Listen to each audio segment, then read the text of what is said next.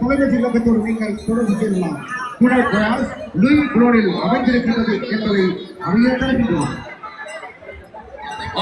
இங்கே சொற்ப அளவிலான டிக்கெட். இங்கே ஒரே ஒரு டிக்கெட் இருக்கிறது. 5 யூரோ. ஒரே ஒரு டிக்கெட் எடுத்தால் 2வது சுற்றில் எங்கள் கிரைண்டர் உங்களுக்காக பரிசாக வழங்கப்படுகிறது. 2வது சுற்று இப்பொழுது தயாராக இருக்கிறது.